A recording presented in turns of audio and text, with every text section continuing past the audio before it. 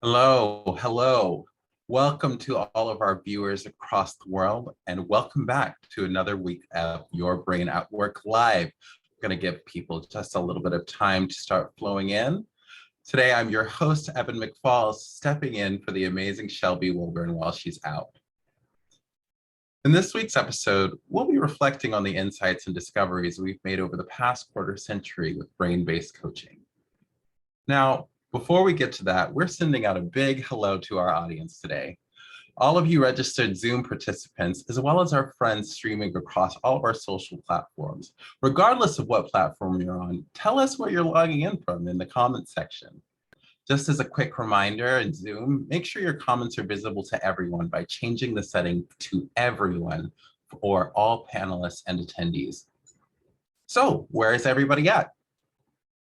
I see Pittsburgh, Pennsylvania, New York, Seattle, Montreal, Columbus, Texas, all sorts of places. Well, it's so exciting to welcome all of you to another show. For our regulars, it's great to have you back. And for those of you who are new to Your Brain at Work Live, welcome to the party. For some context, this is the title of one of the best-selling books by our CEO and co-founder, Dr. David Rock. And it's also the name of our blog and podcast. We're recording today's session, so if you're interested in the replay, be on the lookout for the email later today. This email will also include a survey for feedback and a number of resources that are aligned with today's conversation. Now, I know some of you are going to ask, what do we do about sharing slides? We reserve those for our current clients and our corporate members only. If you're interested in becoming a corporate member, let us know in the chat. We also suggest that you put your phone on Do Not Disturb and quit your email and messaging apps so you can get the most out of today's discussion. It also helps the quality of audio and video. By the way, we love interaction, so please feel free to share your thoughts, questions, and insights in the chat as we go along today. As we're about to kick off, I encourage you to do a quick 1-2 stretch, grab coffee, water, or tea, and get ready to get into today's discussion. Now, settle in with us for the hour as we dive deeper into 25 years of brain-based coaching. I'll start by kicking off with our introduction to our speakers for today. Our first guest is an Aussie turned New Yorker who coined the term neuroleadership when he co-founded NLI over 2 decades ago. With a professional doctorate, 4 successful books under his name, and a multitude of bylines ranging from the Harvard Business Review to the New York Times and many more, a warm welcome to our co-founder and CEO of the Neuroleadership Institute, Dr. David Rock. Hi, David. Good to have you here. Thanks, Evan. Good to be here. Excited for this conversation. Great. And our next guest brings more than 20 years of combined experience in consulting, leadership, and management in highly demanding and performance-driven organizations. His global journey spans the corporate world, including companies such as Procter & Gamble, Coca-Cola, and Saatchi & Saatchi in various countries. His enthusiasm for learning and teaching led him to his first part-time faculty position at the age of 24. Since then, he's taught in top universities in the United States, Mexico, and Puerto Rico. He's certified in the foundations of neuroleadership, brain-based coaching, and has been a facilitator in the United States, Mexico, and South America. Please join me in offering a warm welcome to our Director of Education for the Neuroleadership Institute, Patricio Ramal. Welcome, Patricio. It's great to have you. Thank you, Evan. Great to be here. I'm looking forward to this conversation. Excellent. I'll go ahead and hand the virtual mic on off to you then. Great. Thank you so much. And welcome, David. Good to see you as well.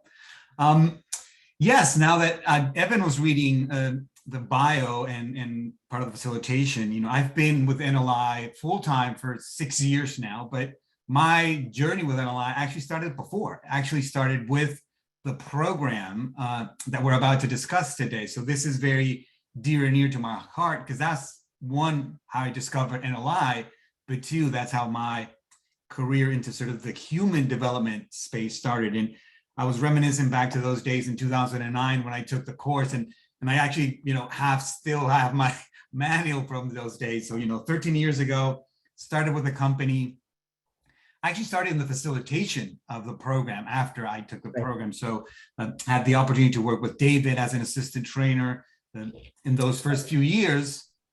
And then David, I somehow skipped, a few years there of, of really important development and NLI, sorry, but I, came back to what is NLI today. And so for those of you that have been following us recently, I want to remind you that, this is where we started 20 years ago.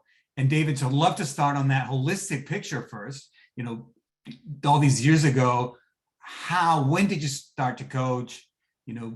What got you into coaching, and how many people have we impacted with our coaching program since then? Let's start off with that. Yeah, thanks, Patricio. Great to be in a conversation with you. It was actually 24 years ago, not to be a nitpicker, but it was 1998 that we actually ran the first coach training program. And it was quite an experience, and started working on the content and IP and everything in 1997, in about January or February 97. And we launched the program in September 1998. It's been an incredible journey. For the first few years, the whole company was really about training coaches, and I actually loved running that program. I ran it for over a decade, a lot of them. It's a really powerful program to run, even when you keep running it. And got to work with you and many other amazing people. We looked in it, there's over 25,000 graduates of that program now around the world. And it now runs in just about everywhere, in the Middle East, in Africa, in Latin America, in Eastern Europe, in obviously North America, Asia Pacific, many countries. It's all around the world. But about 25,000 graduates since that time. So it's been an amazing journey. But also a lot of maybe we'll talk about this later, a lot of the ideas that we evolved for that program have been woven into the work that we do at scale, which was like 5 million people last year. So it's we kind of threw out nothing actually from where we started. It's just evolved and been used in different ways, which is kind of interesting. Definitely, it's been quite the evolution. But before we get to sort of that journey, how did the actual coaching model get started? How would you pin that moment where this coaching model was born? Well, it kind of went through these big bursts of development, and then we'll level off, and then another burst, and this maybe 3 times. But the biggest burst of development was the first, more than 1.5 years of building it. And what happened was, I'd been really interested in the brain. I'd been really interested in personal development, and I'd been really interested in business and starting businesses and being entrepreneurial. And in kind of 96, 97, I just started coaching people before I knew what that was and that there was anything about it. I'd never heard of the concept. I just started meeting with people regularly, and I found that, sitting down with people and helping identify specific goals and putting in a structure to meet every week and kind of breaking those goals down and then creating some accountability and then kind of using a certain kind of approach. I just found that worked really well. And before I knew it, I was coaching 20 or 30 people. And what happened was a handful of those people said, "You're having way more fun than I am in my job. Can you teach me to coach? I see you on your balcony enjoying the view, having these wonderful, inspiring conversations. That looks like way fun, right?" I was like, I honestly didn't know if it was teachable, if I knew enough if I could codify what I was doing. But we basically got a small group of people together. There's 4 of us at the time, to essentially deconstruct what I was doing. And we met weekly for like a whole day. And we would basically try to take apart kind of piece by piece by piece what we were doing and deconstruct it and try to work out like what it was, what was the pattern, what was the model. We did that over a year. So it was an incredibly deep, long process. Now, looking back, what I see is that I built a coaching approach for people who hate being told what to do, for people who are really high on autonomy, who get bored easily and kind of like to learn new things, but want to have, I want to have my own ideas. I don't want to just be, following someone's advice. And so in some ways, and not to be, so arrogant about this, but in some ways I kind of accidentally built a coaching model that most leaders, or that many leaders kind of would prefer, because what we've seen in our studies since is the higher you go in an organization, the more people prefer autonomy, want to be in control, the less they want to be told what to do. So I basically built this model for sort of, impatient, busy, self-determined people, kind of step by step. And then we worked out how to teach it to others. And what we did, literally, the first program was a year-long program. It was like meeting every Thursday for a year. The next one we made 6 months. I think the next one we made 3 months. And then we stayed with 3 months for a long, long time. And I think we still have that approximate structure. So we kind of simplified it. And fairly early on, we worked out it would be really fun to go into a country, like at the time, start with New Zealand and Singapore, go in and do a live component and then do the rest virtually at the time, just on phone bridges. We worked out if coaching worked by phone, then training might work by phone. And we found it did. And so pretty early on, like we started in 98, by the year 2000, we already had training happening in New Zealand and Singapore, but also North America and the UK and a few other places. And so we started to, so it was very much a kind of coach training kind of business in those days. That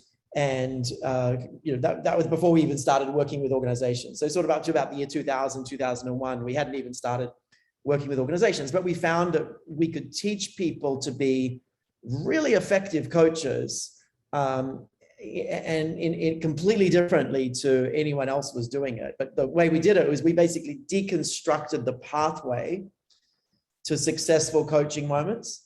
Like we literally watched what happened when coaching worked. And I can actually still remember many of those moments working with the four of us. What I noticed is, like, I'd say put out a problem and say, hey, try and coach me. And I'd be like, no, that's your advice. That's how you want to do it. That doesn't help me, right? I can tell that's what you think, but you're not like, that's not me, right? And someone else would try a strategy. I'd be like, no, that's just a rabbit hole of going into a problem. We're going to get nowhere there. Someone else would try a strategy. And, we were literally like trial and error, like try this on me. And let's see if anything works. And through this process, we actually developed this kind of shortest path from A to B. And we talked about that for years and still do. Like we built a coaching model that's essentially the shortest path from kind of being stuck to moving. And that's essentially what we did for a whole year to a year and a half, and then unpack that into a training that we still teach today, but also has been woven into kind of everything we do in some ways.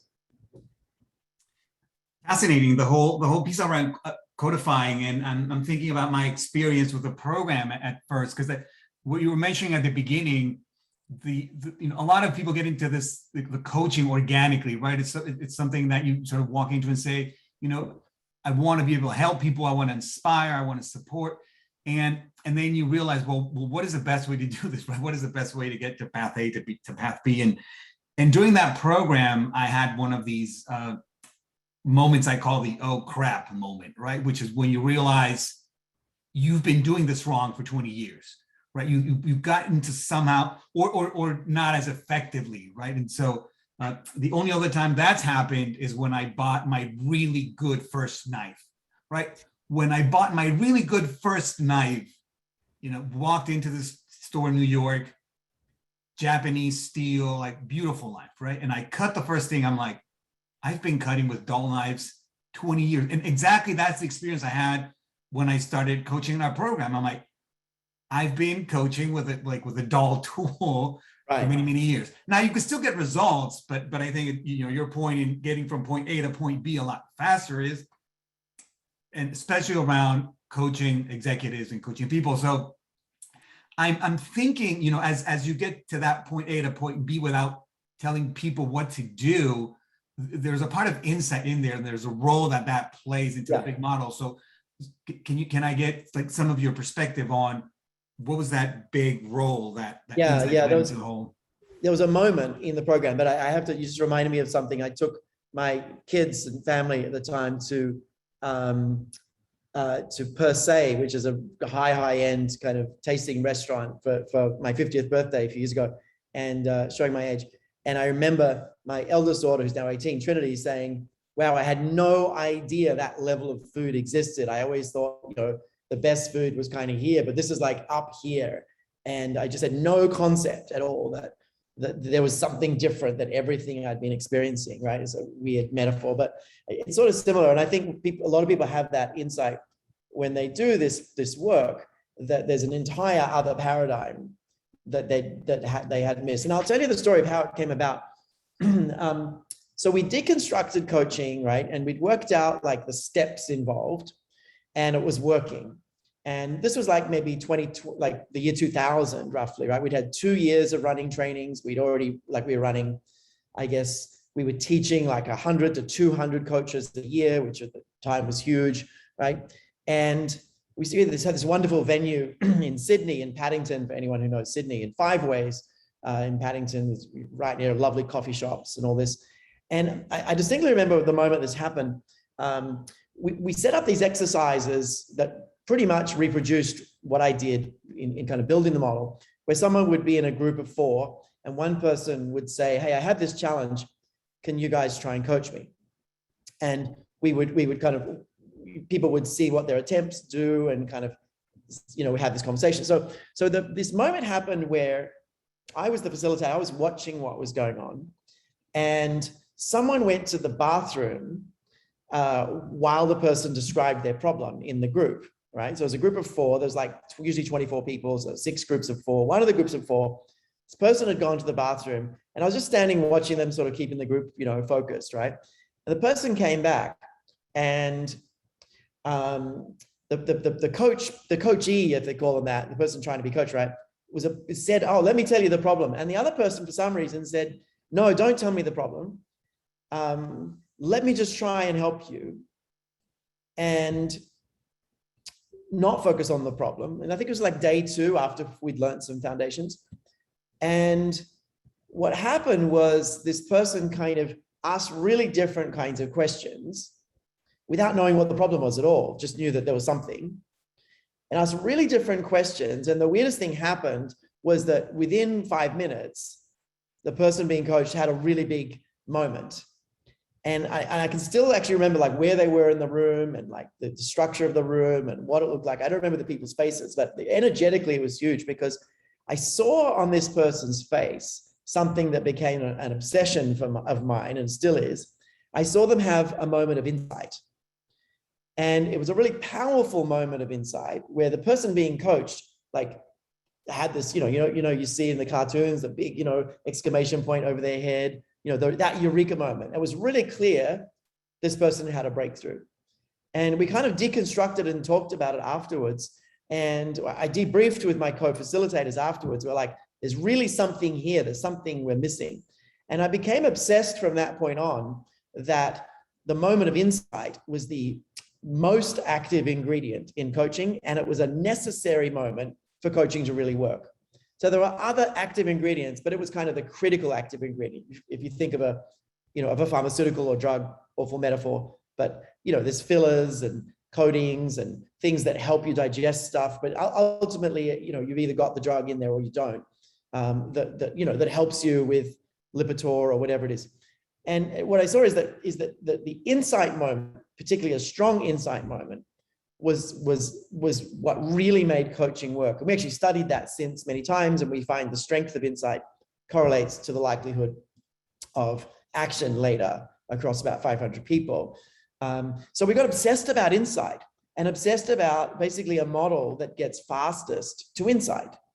And it turns out that one of the worst ways to do that is ask people all about their problems, which is a huge inclination. Someone says, hey, I'm having trouble with my manager. Oh, tell me about the problem, right? It's the most natural thing you could say, right? And we found that pathway just makes the brain noisy, which inhibits insight. And then we found the other way to do that is tell me about the manager. Someone says I'm having trouble with the manager, you're just logically either going to ask about the problem or the manager. And that path also turns out to inhibit insight, because their brain gets full of noise and also activates the problem. And so we found that the 2 default modes that are used like 95 to 100% of the time in conversations actually inhibit insight. And we started doing all this, research, and around about this time, I started working, basically introducing a coaching program to NYU. And we can talk more about that, but basically I got obsessed around 2000, 2001 with insight is powerful. And what's the fastest and most effective way to bring someone to an insight? And that continues to be a strength and feature in our work, since, 22 years later. Definitely, I was going to say that we continue to obsess over insight, and even within our events, we design for insight, right? It's one of the things that you talk about frequently. I am wondering, or I'm curious if, now that you were talking about this, the definition of coaching that we use, which is very particular, comes to mind, because our definition is to facilitate positive change by improving thinking, right? Is that somehow related to this insight moment that you had? How would you relate this definition to the importance of insight? Is that where it came from? Yeah, no, there's a whole long conversation about that. I mean, I'm so excited to have been able to study insight more rigorously since that time. Like, we've written 2 research papers with a whole bunch of global experts on insight to really understand the mechanisms and the role of it. In fact, really 3, because the paper on coherence is really central. So we wrote a paper in 2009 on essentially kind of basically how to have more insights, looking at the conditions of it. Then we wrote a paper just about 3 or 4 years ago about how insight actually changes the brain. And then we also wrote about coherence and the role of kind of insight making connections. So it's really interesting. Insight is this really universal thing. It's actually the active ingredient in a good movie, a good book, a good Netflix show. It's this aha moment where everything suddenly comes together. It turns out that you learn to read through moments of insight. You learn languages through moments of insight. It's basically this moment where a map forms in the brain in a way it hasn't formed before. So you might be connecting existing knowledge in a new way. The strongest insights seem to be something where you kind of tried to solve a problem and failed over and over. And then now you're trying a new way and all this energy is released. So insights release energy. So going back to your question, what we saw is that most coaching conversations are around the precursor to insight, which is called an impasse, right? An impasse is basically a problem you've tried to solve and failed. So, I'm having trouble with my manager. Okay, well, how long have you been trying to solve that? Oh, 2 years. Interesting. How many different pathways have you tried? Oh, I guess I've only tried this one strategy, right? Okay, straight away there might be an insight, right? But it's an impasse where you've tried to solve a problem and failed. And what we found is that people's thinking gets caught in these kind of eddies and these whirlpools, right? Where you go round and round in the same strategies and don't move on. And that the most of the conversations for coaching about challenges with people, challenges with yourself, challenges with habits, challenges with whatever, are these impasses. And you can kind of sit down and list all the impasses you have right now. They're essentially unsolved problems. And so coaching is helping people solve their unsolved problems, right? And what you're doing is you're doing that in a way that improves their thinking. So you're actually helping people have these moments of insight, and they end up generalizing, because when you realize that you should try more than one strategy for a long-term problem, you start applying that insight to all these other places, right? If you have the insight from that conversation about your manager, you'll apply it to your partner and your kids, and you'll start applying more than a single strategy to problems, right? And so insights generalize and literally improve your thinking. And so what we realized is that the whole approach to coaching that creates insight fastest is kind of, you're not asking about the person's problem, you're not asking about the detail, you're actually asking about their thinking itself. We coined the term thinking questions, which I kind of outlined in Quiet Leadership, my first kind of major book. But thinking questions is you're actually activating insights by asking questions that get people to reflect on their thinking and that lift up to metacognition. And what those thinking questions do when you ask the right ways is they activate the 4 conditions of insight, as opposed to asking about details and problems, activate the conditions for fewer insights. Asking thinking questions that activate metacognition activates the right conditions for insight. So that's basically the connection there. Yeah, great link. It sounds like that definitely the insight is that mechanism which unlocks the impasse and then improves thinking, and from there you can build actions, you can build habits. It definitely speaks to some of the models that we have in our program. In terms of the thinking questions, and people, when they think about coaching, sometimes these very generic words have a lot of weight. And one of the things that we see constantly is, oh, coaching is about asking a lot of questions, right? And in some ways it is, it's about asking some questions, but how would you pinpoint what is really different about our program to other programs out there, right? You know, Grow is a very popular program. There are other programs that are based in questions. Yeah, There's an element to us that is a much more effective. It's saying to someone, why are you such an idiot, is a question, right? It's not a very good one. So there's a big difference between questions, right? So you're going to get a lot more granular than just, you know, coaching is about asking questions. I actually did something really, really fun, and I'm kicking myself that I didn't formally collect data on this. Like, and we may go back and do an experiment on this. But I really wish we collected data. So one of the things that I used to do is create this exercise where we would track the percentage of insights that happened. So let's say we'd have a room of 24 people, right? And they were, you know, learning to coach. Is that we'd basically say, hey, everyone, you know, one person pick a challenge. So we had 24 challenges, and everyone try and coach them, or one person try and coach them, right? And just see what happens. This is before training people. You probably ran this exercise like 100 times in classes, right? So literally before we started teaching people, we'd be like, hey, pick a person. We did it in pairs. Pick a person, just try and coach each other, see what happens. So what we found is we would track the number of insights that happened.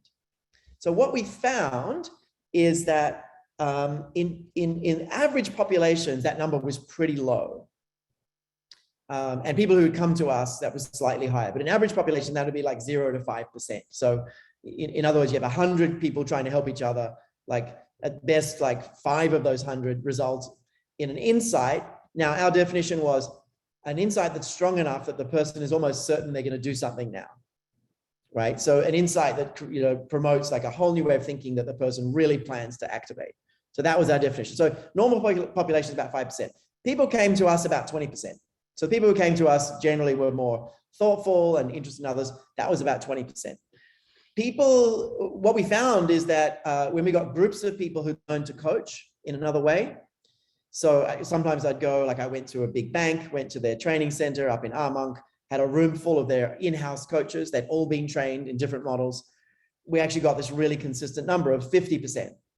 So 50% of the interactions before training resulted in an insight.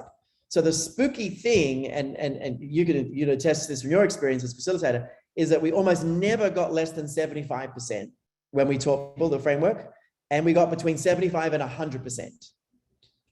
And all we did was teach people, like, don't follow your normal approach of, you know, asking about the problem or detail.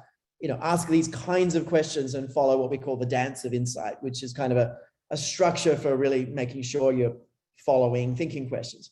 And so we would often get like 80, 90%, and often 100% of a group say, actually, I've had this problem for years. I've just found like what I'm going to do next. Thank you, right? Really, really spooky. I wish I collected the data. Actually, a really interesting moment. I did this in Japan years ago, about 200 people, all speaking fluent Japanese. I taught them really briefly what the concept was in simultaneous translation, and literally did this exercise with a before and after. And I think the number was above 80%. And I was just getting all this reporting back in Japanese in simultaneous translation. It was crazy. But that was really, really cool. I even did this at the Positive Psychology Summit years ago when it was held at Gallup. We did a live exercise like this and collected data there. We should work out a way to collect this normally. But the bottom line is we found that we got a much higher likelihood of insight.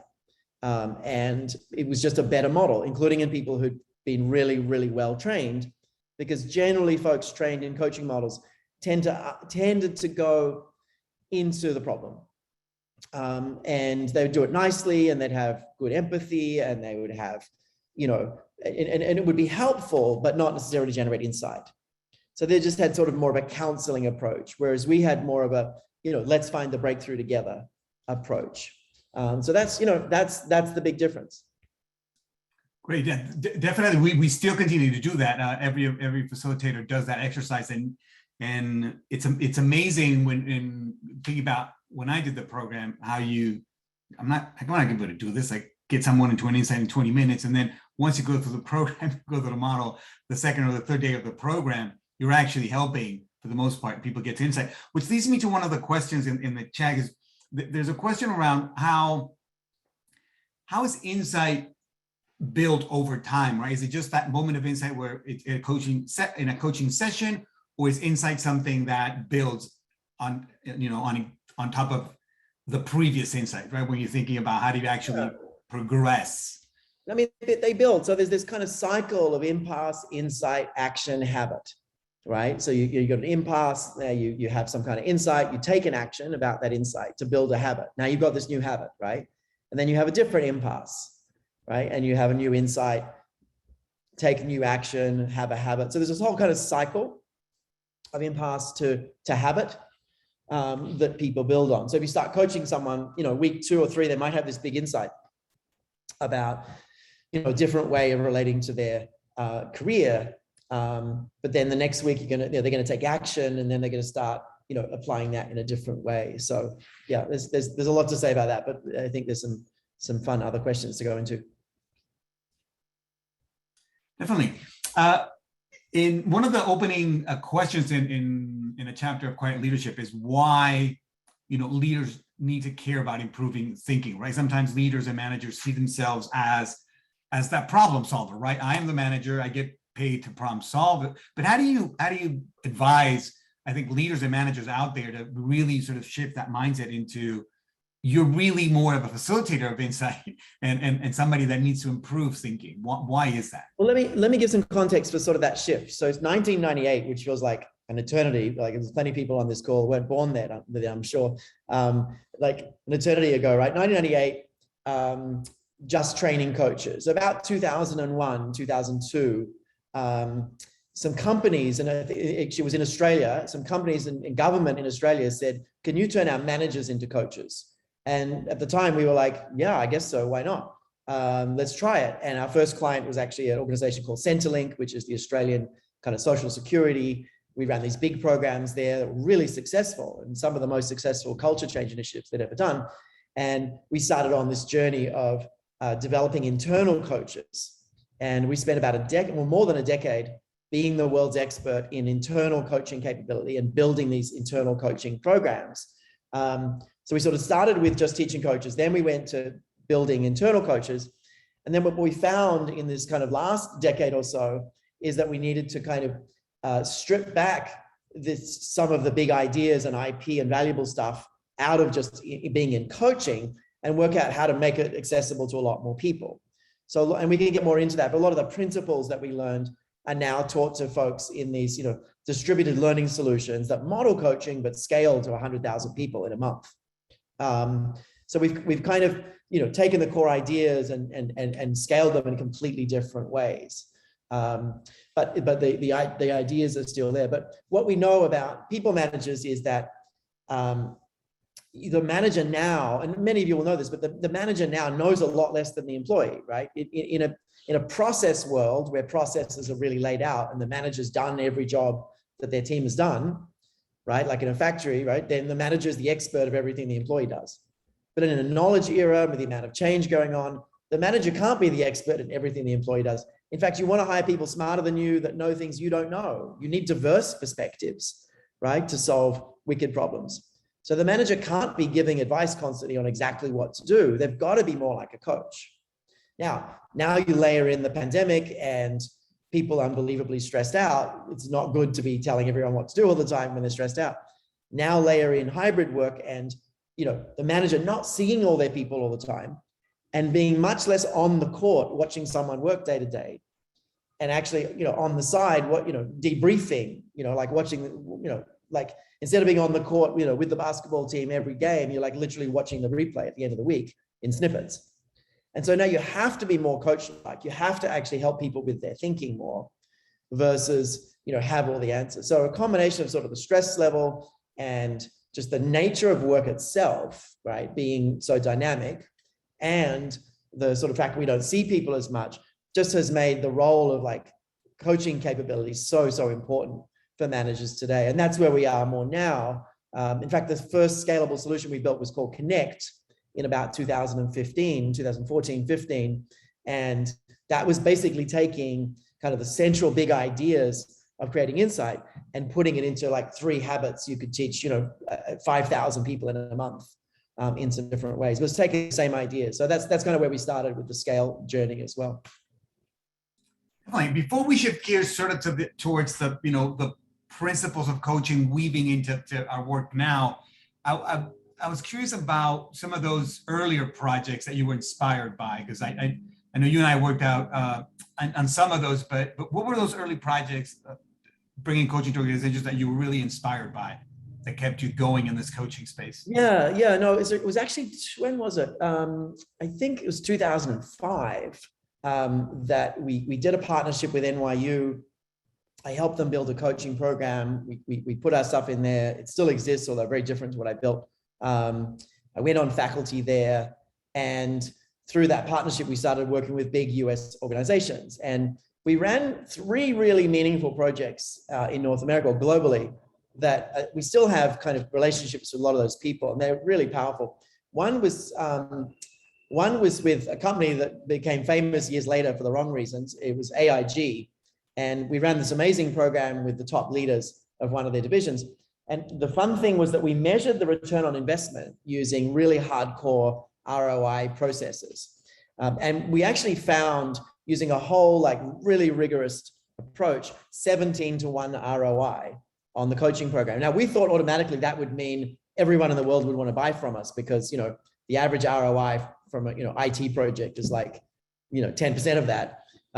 We're like, hey, we showed 17-to-1 ROI. And in fact, we had academics review it, and we got it published in an academic textbook that's still out there on, the ROI of coaching. And we showed that an internal coaching program could return real ROI, measurable dollars, 17-to-1 of the spend. So we're pretty excited by that. We thought it would change the world. It did almost nothing. We learned that ROI data does not convince people to invest in something on its own. It was really kind of sad. The other one that we did that was probably the most meaningful moment in my kind of internal coaching career was we ran a project with Memorial Sloan Kettering, the cancer research hospital, right? And I ran that one. I think I ran all these ones. So I ran this one, and it was with an internal team who were then coaching the senior doctors and the leaders, the physician leaders in the business. And I remember, we taught about 20 internal coaches, and they went off to do their coaching, and then we got them back together in a room. And I still remember that room very well. There was about 20 or so of the coaches, and we literally went around the room, and every one of them got a chance to tell the story of one of the coaching engagements that they'd done and the impact it had on this physician and this physician's lives and this physician's patients and their way of working and just this crazy stuff. And it was the most rewarding and incredible experience. And I think I decided that moment, that was what I wanted to do. I just wanted to build internal coaching programs. I think you joined us around that time. I was like, I just wanted to do this. I want to do 1,000 of this because it changes the world like nothing else I'd ever seen. And all we did was we created these internal coaches and gave them a structure to follow with their people they're going to coach, and set up the matching and the mentoring and made it happen. So we put this whole system in. We actually did an ROI on that one as well, and we found a ridiculous 39-to-1 return on investment on that internal coaching program, which we didn't publish formally, but we had some flyers and we put it out. And again, I was like, why are people not beating a path to our door on internal coaching with 17-to-1, 39-to-1, like actual financial ROI? It's kind of crazy. But so we did those. The other one that was really meaningful was a company called EDS that got bought by HP. Is we actually trained about 700 coaches inside that organization who coach thousands of people a year. And it made a profound impact on their company, and also did manager as coach work there. And it really, really affected them in many ways. But I went on to do some really fun ones with literally economists at a government agency with a lot of economists in DC, with particle physicists at Slack in California, with all these amazing people. And the smarter they were, sort of the more they kind of really jazzed on the framework, with just loving being able to get people to insight quickly. So a lot of really meaningful work. I'm kind of sad I don't run the coaching program anymore. It's been years since I have, but maybe I should. But we changed it to completely virtual. So we tried that like 15 years ago. It worked really well. We went back to that with the pandemic. So you can do the program completely virtually now, the exact same program. But that, those were some of the big things that really inspired me. Yeah, I think for me, that impact that it has every time you either see the participants' feedback or either coach a program yourself, is that people realize that this is not just for their roles, it's also for their life. And you sort of realize that you hit something very meaningful when people say, I'm using this in my family, I'm using it with my spouse, I'm using it with my children, I'm using it with friends. It's really sort of changed how I think about conversations with people, and that's when oh, this is so meaningful, which leads me to the shift on how come you moved away from the focus on coaching cultures. What sort of that transition? What was that thinking? Yeah, no, I tried for like almost a decade, and we just couldn't build a sustainable, profitable business. Like we just couldn't grow. We just found that like the core IP was amazing. It was transformational and really changing lives, but we just couldn't build a real business. And the reason was coaching was always this like, nice to have. It was always important, but never urgent. And, we'd get close to these big deals and close to stuff, and then something would happen that was more urgent. And the company would say, no, sorry, we're not going to focus on coaching. We're going to focus on this big change that's happening. Or we're going to focus on driving performance right now instead. Or we're going to focus on something else. So we just found that there were these really much more urgent things that the company kept, kind of diverting budgets from, no matter how well we were doing, no matter how much we were transforming them. This was just, this is what happened. And kind of internal coaching is making a comeback. We're continuing to do it. But we just found that, there was something, and I think I remember it was actually someone became a good friend, Gary Randall from Disney at the time, said, the work is amazing. We love what you do. It's transformational, but we got 250,000 people. And, we want to take the essence of some of this to our people, but there's just no way to do it in the way you guys teach. Like, and I was, and kind of threw down this challenge. He was the head of talent at the time. He sort of threw down this challenge. And I started hearing this from other companies, like, is there a way to deconstruct from, sort of take out the real goodness and make it available to a lot more people? And so we ended up basically saying, look, we're going to build, instead of having a coaching business, we're going to have a performance practice. So we're going to basically help people be better at managing performance, right? By teaching them coaching skills. But so we're going to be better, they're going to be better at having conversations by teaching them coaching skills. And we're going to expand to understand the consulting side of that. So we built this whole capability around consulting and all this other stuff. So essentially our first practice was a performance practice with a real focus on quality conversations. And how do you help companies have quality conversations? And so we started to really scale, including with Disney and Ericsson and many others. We then started to scale this kind of quality conversations training that started to go to thousands of people instead of, a few hundred. And then we kind of scaled again later. So those were some of the changes. And, some of the basic ideas in the programs from way back then, like, the TAPS model, so helpful for everyone. You're tempted to focus on the problem. You're tempted to focus on the detail. Instead, ask people's questions about their thinking. And TAPS is tell, ask, problem, solution. It's like, don't tell people what their problem is, ask people what they think their solutions are. And it turns out that insight, given to people powerfully actually really is game changing, especially when you scale it. So that's what happened. And for us, we went from doing this hugely life-changing work with, 100 leaders or 200 leaders or 300 leaders a year to doing work that was really life-changing, but with 5 million people a year. So it's not as powerful, obviously, but we're still actually having this really meaningful impact, but with, literally a much, much huger number. And now we have a business that can research and invest and grow and be sustainable. Definitely. I mean, all of the core of our IP within that program, I think, it has stood the test of time. And I run our education function, and it's a healthy part of our business, and it's a growing industry. Coaching, it's alive and well, definitely.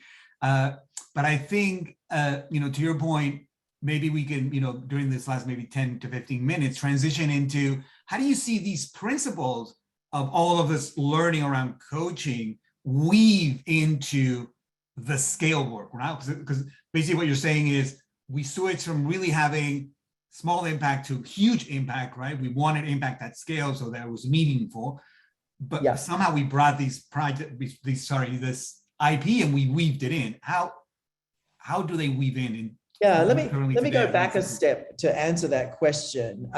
So something, you know, the sort of history about organization is these level 5 insights that happened, really, which is the strongest type of insight. We defined a model called the Eureka scale for the strength of insight, and level 5 is like a 5 on the Richter scale, like really, really, really life-changing. And you know, I had this insight about insight in our training room with 24 people back in Paddington, right? But I had another insight in a training room at NYU, which happened when I started introducing some brain research into the classes we were teaching at NYU. And what I found was that introducing brain research made everyone understand everything much better, and provided this bridge between all these different skills that we were teaching. And so I'd had this personal interest in brain since I was 15. Literally, I was reading books and voraciously reading papers and technical books on the brain. can't explain why, but I was just fascinated by, you know, the brain and attention. And I started introducing that kind of personal interest in about, I think it was about 2005 or so, around that time. And what I found is that giving people a language, even a basic language of some of the things happening in the brain during coaching, was really, really helpful. And that set us off on a path of, can we make managers better coaches through understanding the brain? And I actually sat down with Art Kleiner, who for a long time was the editor of Strategy of Business. And I said, hey, I've got this great, you know, article for you on the neuroscience of coaching. And I showed him our data and all this stuff about insight and all this stuff. And he said, that's not a paper on the neuroscience of coaching. That's a paper on the neuroscience of leadership. And I was like, that's really interesting. And we wrote this paper. Jeffrey Schwartz, who was one of the main scientists I was studying under at the time, and then with Art Kleiner's great help, we wrote this paper called The Neuroscience of Leadership that really kicked off the whole field. And it is sort of how we ended up becoming the Neuro Leadership Institute. So we kicked that off. That was published, I think, about 2006, 2007. And it set us on this path of understanding like how to incorporate the brain to make people not just better coaches, but better leaders. And what we found is that giving people like the basic language for what's going on in the brain as you're interacting, super helpful in making them better leaders. And that's essentially what we've scaled. So kind of bringing people to insight is one piece of that, right? So what's the neuroscience language for bringing people to insight? That's one piece. But what's the neuroscience language for just keeping someone having an open mind and not reacting to you really badly, right? That's the SCARF model. That's one piece. What's the neuroscience language for not making poor decisions because of bias, right? That's the SEEDS model. That's one piece. And so we kind of been building out this language and then scaling that. And ultimately, our most successful partnerships, and many of them are like 5 or 10 years old now, our most successful partnerships are organizations where they use this language as kind of a core operating system, and then this is used in all these different kind of leadership applications. So, you know, we built these different off-the-shelf modules and we do custom work, but ultimately it's about giving leaders a language for leadership based on the brain. And, you know, the coaching became one part of that because leadership is about more than just coaching. Although that's that's important. So that's kind of how it all fit together. Great, that's great to hear. And I know, because we've been working on some of the future opportunities, and you know, the BBC is one of the ways that that the public in general can access our work, but we're working on other things. And so what are you most excited about that's coming up in what we're working on, David?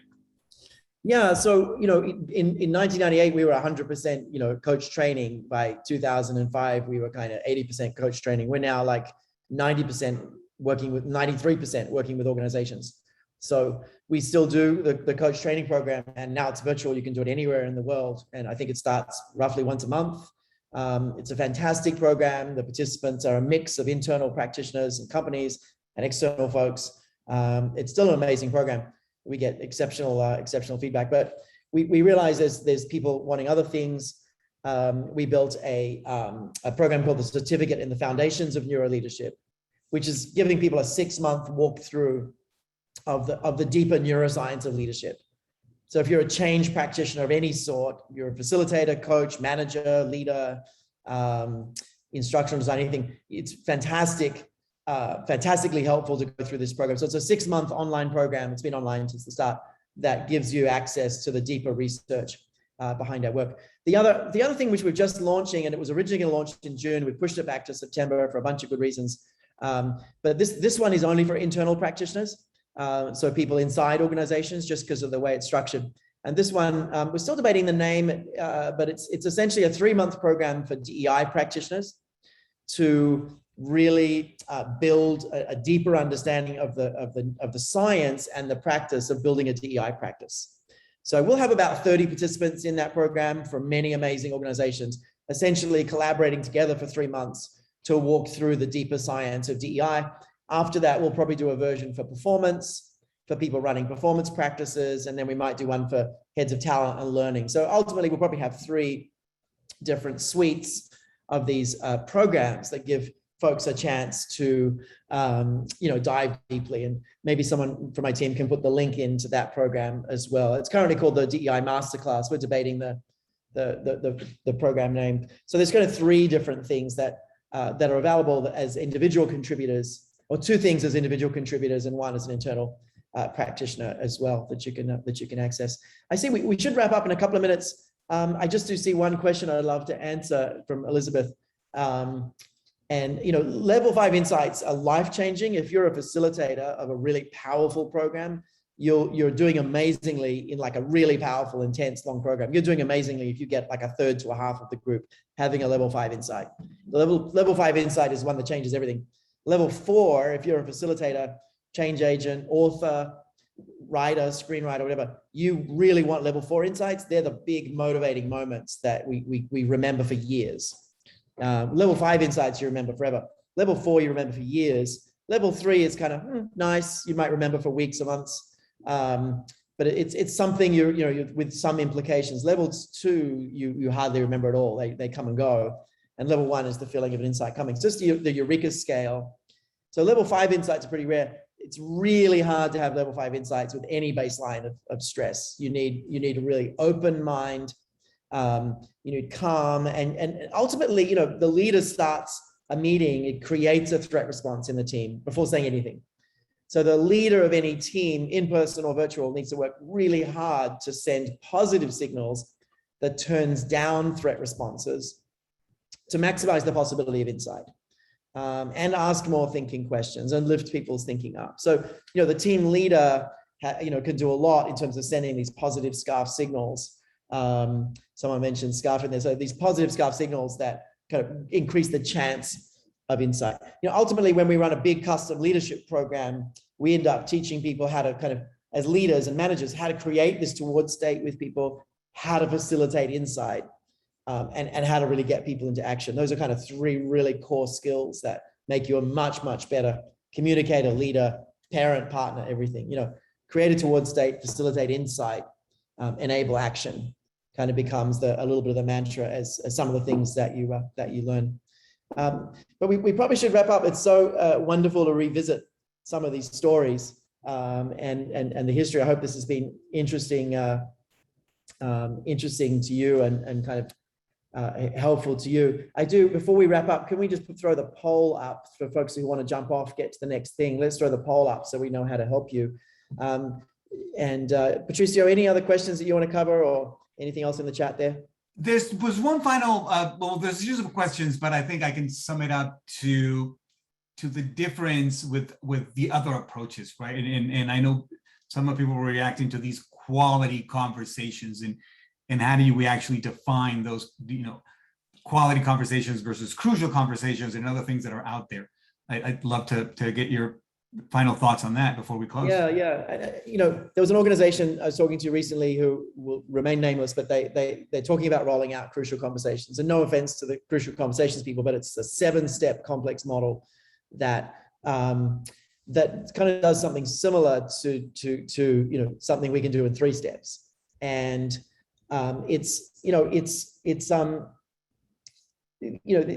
basically for us, and this is the essence of our Connect program, which kind of generalizes our coaching program, the critical habits in 3 steps is, firstly, like reduce threat, or said in the positive, create a towards state, right? And we do that through understanding SCARF and, creating more relatedness, more autonomy, more choice, asking permission, this kind of thing. So the first step to a quality conversation is reducing the threat.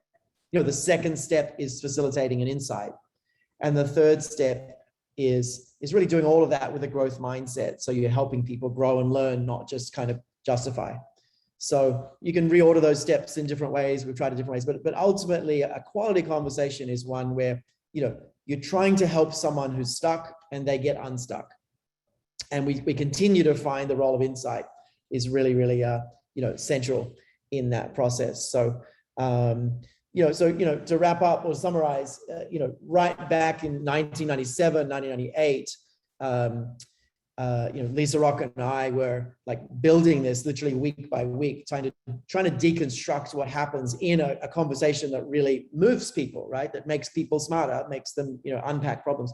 We spent a year and a half doing that. We then taught thousands of people and then noticed insight was the core. We then noticed that teaching people about the brain enabled those insights and more broadly. And then now we've seen this kind of generalized, let's make people smarter overall by understanding the brain. So it's been a really fascinating evolution, but we still love running the brain-based coaching. It's still, it's still there, and definitely check it out if you're interested in that. So thanks for the opportunity to share all this. Back to you, Patricio. Thank you, David, for such an insightful conversation and some of the stories I didn't know. So always happy to continue to learn about NLI's past and how we've come to grow and accelerate in the last few years. Thank you for your answers on the poll. If there's a couple of options in if you want us to reach out to you, please answer the poll or put your name in the chat, and we'll have somebody reach out to you immediately. Evan, I'm happy to hand it back to you for some closing remarks. Thank you so much for this time and such a wonderful conversation, David. Good afternoon. Thank you, everyone. Take care of yourselves. Thanks, Patricio. Thanks, David, for such an insightful conversation. And thank you to the NLI community for joining us today. As we are making our way out, just again, please take some time to let us know how we can help you in the poll. I'll walk through a couple of closing announcements just to make sure that you're up to speed on what's coming up next here from the Neuroleadership Institute. Again, all sessions of Your Brain at Work Live are made available in recorded on-demand format. You can find that on the neuroscience.com website. In addition, right now we are conducting some research about autonomy in the workplace. We would love to hear about your insights about how you're experiencing flexibility or autonomy in the workplace and what that looks like for you. So you can go ahead and take that survey by following the link that was shared in the chat by our colleague Brooke. For those of you who are our senior executives, if you enjoy Your Brain at Work Live, we think you'll love our NLI Insider program. We invite you to join this exclusive opportunity where you can access benefits such as first looks at new research, roundtable discussions with leading executives and researchers, and helping us craft new innovations at work. To apply, follow the link that will be shared in the chat. That link is neuroleadership.com/insiders. For those of you who are looking to help us make organizations more human through science, great news, we are hiring. If you're interested in exploring opportunities with us, go ahead and visit neuroleadership.com/careers. We look forward to hearing from you. We're already working on our next summit. So those of you who enjoyed Summit 2022, as well as those of you who are looking for future innovations in the world of work, please note that we will be sharing information a little bit later in the year. Keep your eyes peeled. If you enjoyed today's session or want to spread the word, we do have a podcast. You can find more information about that at neuroleadership.com/podcast. The Your Brain at Work Live sessions do get translated into that format, and we add a little bit of extra pizzazz for you there. So please go ahead and find it on the neuroleadership.com website or wherever you look or wherever you listen to podcasts. With all of that said, it's time for me to say farewell. On behalf of today's guests, the NLI team, and everybody in the NLI community, I say thank you for being such a wonderful part of our weekly community learning sessions. We look forward to bringing you back with us next week, and I'm bidding you a happy, prosperous, and regenerative weekend. Take care.